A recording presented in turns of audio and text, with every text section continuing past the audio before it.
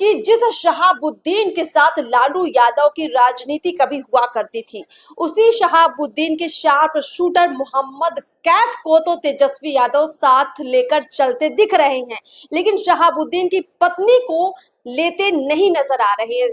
क्या कारण है कि सिवान की जो लोकसभा सीट है वो राजद उसको लेकर संकट में नजर आ रही है। हमारे साथ यहाँ पर राजनीति के विश्लेषक है प्रदीप झा जी। सर, आपका बहुत बहुत स्वागत है। देखिए, तेजस्वी यादव जो मोहम्मद कैफ की अभी चर्चा चल रही है कि शायद उनको चुनाव लड़वा दे, टिकट लड़वा दे, लेकिन जो शहाबुद्दीन की पत्नी है उनका कहीं कोई जिक्र नहीं है।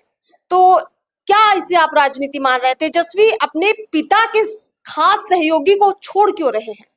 नहीं, देखिए, राजनीति में तेजस्वी प्रसाद हो चाहे लालू प्रसाद हो, ठीक, किसी के सगे तो है नहीं, किसी के सगे नहीं है। ना शहाबुद्दीन के है, ना तस्लीमुद्दीन के है, ना मुसलमानों के है, ना यादवों के है। अच्छा। जब ये परिवार यादवों का नहीं हुआ, यादवों का नहीं हुआ, मतलब समझ रही है। मोहम्मद कैफ कौन है? मुस्लिम। नहीं, मुस्लिम तो है। राजदेव रंजन के हाथ का हत्यारा है पत्रकार राजदेव रंजन। राजदेव रंजन कौन है? राजदेव रंजन यादव था। माने राजदेव रंजन यादव पत्रकार का हत्यारा मोहम्मद कैफ तेजस्वी प्रसाद के साथ घूमता है। अब बात समझ में आई है। जब यह परिवार अपने साधु यादव सुभाष यादव का नहीं हुआ, राजदेव यादव का नहीं हुआ, तो शहाबुद्दीन का कैसे हो जाएगा और मुसलमान का कैसे हो जाएगा? मोहम्मद कैफ का भी नहीं होगा। मोहम्मद कैफ को भी यूज करके छोड़ देगा। यूज एंड थ्रो की राजनीति तेजस्वी यादव कर रहे हैं। अब नहीं, केवल तेजस्वी प्रसाद ने नहीं, लालू प्रसाद ने भी यही किया है ना। कोई नई बात थोड़े है। देखिए, बिहार में ये देखिए, देश में दो प्रकार के राजनीतिक दल है। एक जो विचार की लड़ाई लड़ती है और दूसरा कुर्सी की लड़ाई लड़ने वाले लोग। विचार की लड़ाई लड़ने वाले लोग, किसी कार्यकर्ता का सम्मान होता है वहां, लेकिन जो कुर्सी की लड़ाई लड़ने वाले लोग हैं, कुर्सी की राजनीति करने वाले लोग हैं, उनके लिए व्यक्ति या विचारधारा दोनों में से कोई भी महत्वपूर्ण नहीं होता है। उनके लिए केवल अपना कुर्सी महत्वपूर्ण है।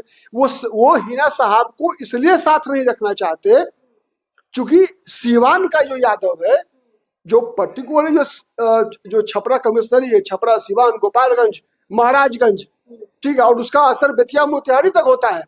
अगर सीवान या सीवान के शहाबुद्दीन के परिवार के किसी व्यक्ति को, अगर जो क्या नाम है उसके बेटा का, शहाबुद्दीन के बेटा का, ओसामा और हिना साहब को अगर तेजस्वी यादव ने मंच पे बैठा लिया, तो निश्चित मानिए कि उसे पूरे इलाका का यादव जो है वो खिलाफ हो जाएगा। ये सब वैसे भी यादव सब उस एरिया में बीजेपी को वोट देता है।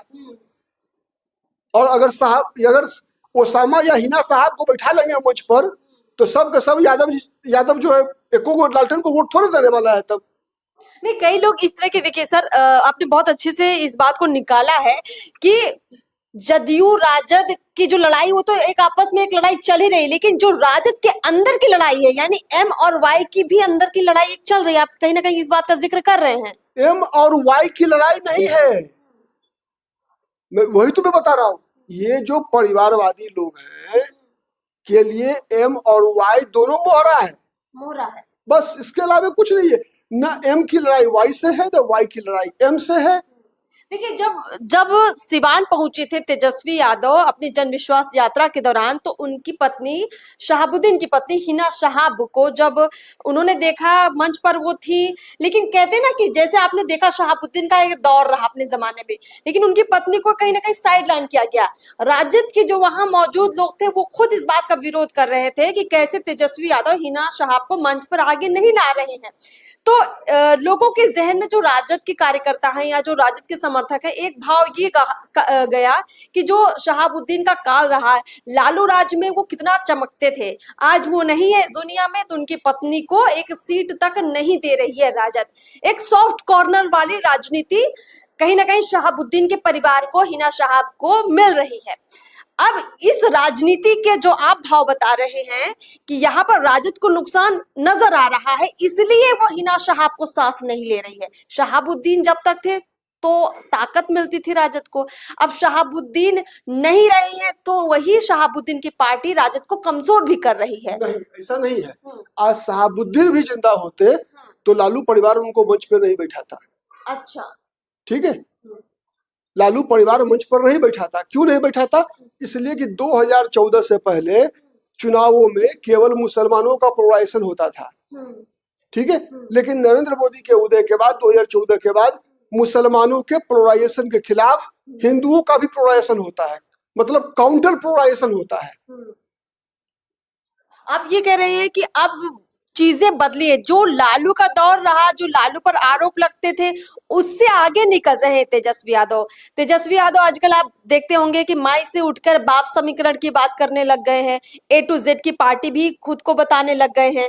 तो पिता वाला सिनारियो चेंज करने के लिए ये सब कर रहे हैं, ऐसा दिखा रहे हैं वो। अगर वो मंच पर जा रहे हैं तो बिहार की पब्लिक को यही जताने का प्रयास कर रहे हैं कि लालू काल से, उस जंगल राज से हम लोग बहुत आगे बढ़ चुके हैं, इसीलिए हम इस तरह के शहाबुद्दीन हो या इस तरह के जो लोग हो, जो बाहुबली टाइप के लोग हैं, उनसे हम दूरी बनाए हुए हैं।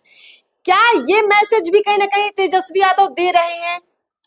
तेजस्वी यादव ने मैसेज नहीं कुछ दिया है अर्पिता, जनता के दब्ज को पकड़िए। जनता ने तेजस्वी को मैसेज दे दिया है। अच्छा, अब यही तो सबसे बड़ी गलतफहमी है। सबसे बड़ा एक गलतफहमी यह है लोगों का कि यादव लालू परिवार के प्रति अंधभक्त है। 100% झूठ है। नहीं, लालू परिवार ने ये बना रखा है माहौल, आप समझिए ना। आप देखिए कितने पत्रकार, कितने मीडिया चैनल्स हवा यही बनाते हैं कि यादव तो कहीं जाएगा ही नहीं। यादव तो ऐसा लगता है कि लालू के घर परिवार के लोग ही हैं जो कहीं जाएंगे ही नहीं। माहौल ये बनाया गया है। गलतफहमी है, ये अफवाह है। यादव भी हिंदू है और हिंदू की तरह सोचता है।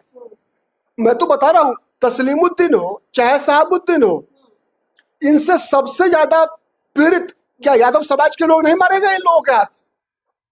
राजदेव यादव कौन था बताइए आप? अररिया में तस्लीमुद्दीन के जमाने में यादवों पर अत्याचार नहीं करता था क्या वो? आज बताइए आप, ये जो अब्दुल बारी सिद्दीकी है, उनको अपना परंपरागत सीट अलीनगर छोड़कर केवटी क्यों भागना पड़ा पिछले बार? क्यों भागना पड़ा? इसलिए कि अलीनगर के लोगों ने अब्दुल बारी सिद्दीकी को वोट देने से मना कर दिया था। इस डर से अपना होम ग्राउंड, माने कंस्टिट्यूएंसी, अब्दुल बारी सिद्दीकी जैसे नेता को छोड़कर भागना पड़ा। क्यों? इसलिए कि वहां पर यादव उस सिद्दीकी को वोट देने को तैयार नहीं था। केवटी में गए अब्दुल बारी सिद्दीकी चुनाव लड़ने के लिए, केवटी हार गए। क्यों हार गए? अगर यादव साथ होते तो केवटी से नहीं हारते कभी भी। क्या लग रहा है? मधुबनी का यादवों के वोट के बगैर अशोक यादव 4 लाख वोट से जीता है क्या? अररिया में प्रदीप सिंह का जीत, जहां मात्र 45% हिंदू है, कैसे हो गया? बिना यादवों के वोट के हुआ है क्या? हिंदुओं में सबसे अधिक संख्या वहां पर यादवों की है।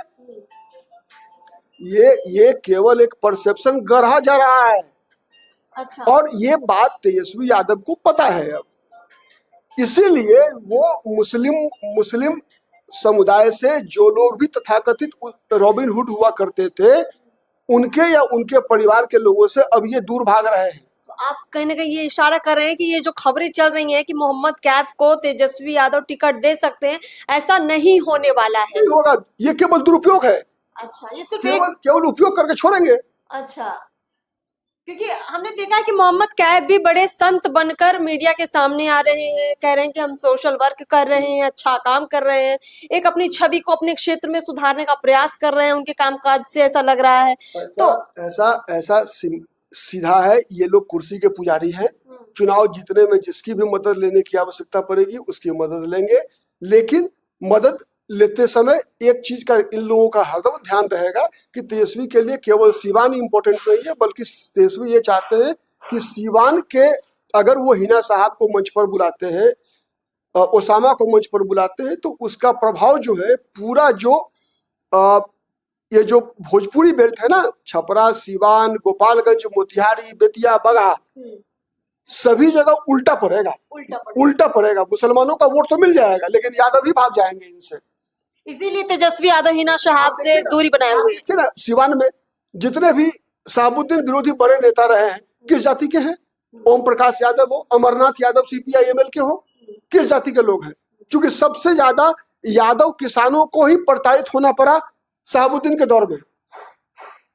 यादव पसंद नहीं करता। हत्याएं हुई है यादवों की शहाबुद्दीन के दौर में। मतलब तो यादव वहां के स्थानीय यादव को पता है कि शहाबुद्दीन क्या है भाई, उसका बेटा क्या है पता है वहां के यादवों को। पटना में बैठकर राजनीतिक विश्लेषण करने वाले लोगों को कब पता होता है?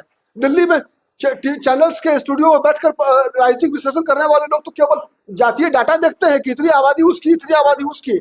उसे ये पता ही नहीं है यार कि आपके पैर के नीचे की जमीन खिसक चुकी है, समय बदल चुका है। एक बहुत बड़ी बात आपने कह दी सर कि जो MY समीकरण बिहार में, बार बार हम लालू यादव की बात करते हैं, राजद की बात करते हैं, इस MY में जो Y है वो खुद M से पीड़ित हुआ है। आपने ये बड़ी बात निकाल दी है। हाँ, निश्चित रूप से पीड़ित है, अधिकतर जगहों में पीड़ित है वो। इसीलिए उस MY को छोड़कर अब तेजस्वी यादव बाप समीकरण पर आ चुके हैं, क्योंकि उनको पता है कि अब मजबूरी है। MY पर जाएंगे तो हमको अब भारी नुकसान है। मजबूरी है, हाँ। मजबूरी है। देखिए, अगर किसी भी राजनीतिक दल को लंबी लड़ाई लड़नी है, तेजस्वी प्रसाद अभी बहुत कम उम्र है उनकी, उनके साथ लंबा कैरियर है राजनीति में, ठीक है, उनको न्याय यात्रा निकालनी चाहिए। यादवों के लिए नहीं, यादवों के लिए नहीं, बिहार की जनता के लिए। वो दौर चला गया, वो दौर चला गया जिस दौर में लालू प्रसाद जातिवाद या कांग्रेस की भी राजनीति, मैं केवल लालू प्रसाद को आरोप नहीं लगाता, बल्कि अधिकतर राजनीतिक दल हर जगह, हर समाज के अंदर भी जातीय विषमता थी। उस कारण से जातीय एक जो होता है ना, जातीय भावना काफी प्रबल था। अब समय बदला है, लोग जाति से ऊपर उठकर समाज, राष्ट्र और राज्य के विकास के बारे में कंसर्न्ड है लोग। अब सोचते हैं, ठीक है। अब आज की पीढ़ी को आप केवल वो 90 के दशक में या उससे पहले के दशक में नहीं ले आ सकती आप।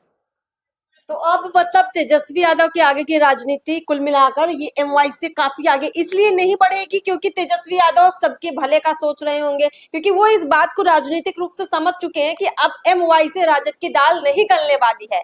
और कुल मिलाकर जो आपने मंच पर तस्वीरें देखी होंगी मोहम्मद कैफ की तेजस्वी यादव के साथ, दुर्भाग्य है इसमें, मैं बता दूं, जब तक इतना नोट करके रखिए, आज साल 2 साल 4 साल 5 साल के अंदर अगर AIMIM जैसे दल बिहार में मजबूत होती गई, ठीक है, तो बिहार का मुसलमान तभी तक तेजस्वी यादव को ढो रहा है जब तक कोई पार्टी है नहीं। जब तक AIMIM नहीं मजबूत हो रही है। जिस दिन हो गई तो जिस दिन हो गई उस दिन तेजस्वी को भी बाय बाय करेगा वो।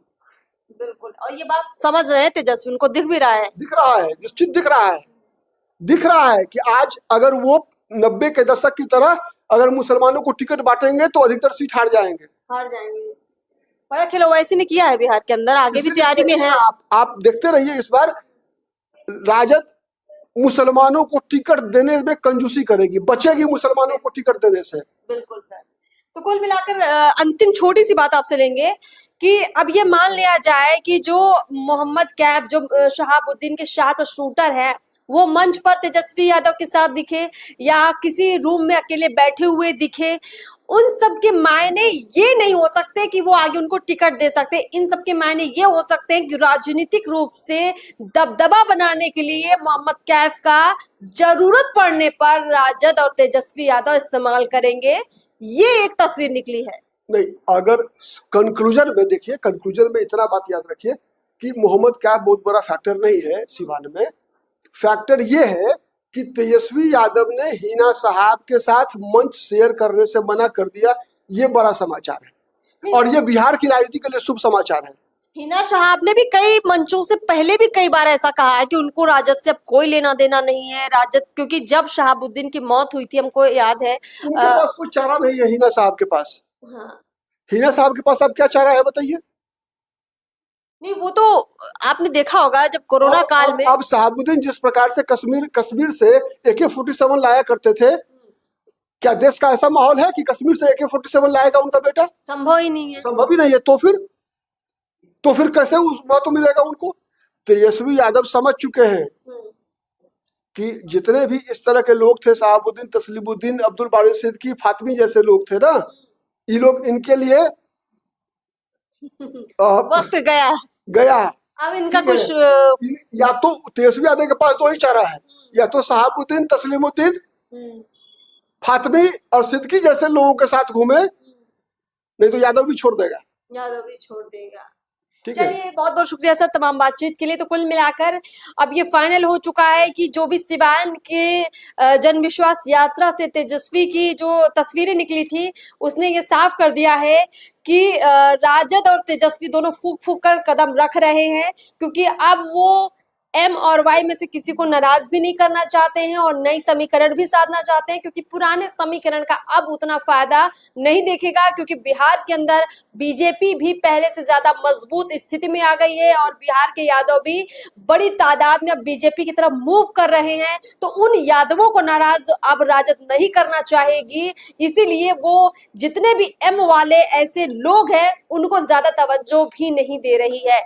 दूसरी बड़ी बात यह है कि जो एम वाले लोग हैं उनको साधने के लिए ओवैसी भी बिहार के अंदर पूरा जोर लगाए हुए हैं। हम इस पर भी एक अलग से विश्लेषण लेकर आएंगे कि ओवैसी बिहार में तेजस्वी यादव की राजनीति को कितना नुकसान पहुंचा सकते हैं और आगे क्या कुछ करेंगे बिहार के अंदर, जरूर लेकर आएंगे। चर्चा में बने रहिए लगातार हमारे साथ, चैनल को सब्सक्राइब भी करते रहिए। नमस्कार।